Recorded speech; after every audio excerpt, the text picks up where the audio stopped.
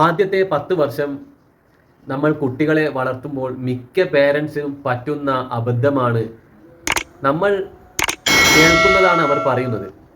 അല്ലാണ്ട് നമ്മൾ പറയുന്നതല്ല അവർ കേൾക്കുന്നത്.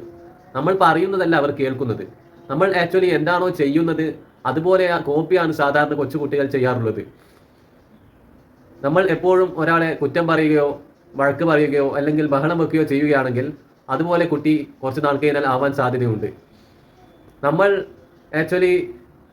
നമ്മൾ കള്ളം പറയുന്ന ഒരാളാണെങ്കിൽ, കണ്ടിന്യൂസ്ലി കള്ളം പറയുന്ന ഒരാളാണെങ്കിൽ, ഇത് കേൾക്കുന്ന കുട്ടി അല്ലെങ്കിൽ അറിയുന്ന കുട്ടി കള്ളം പറയാനുള്ള പ്രവണത കൂടുതലാണ്.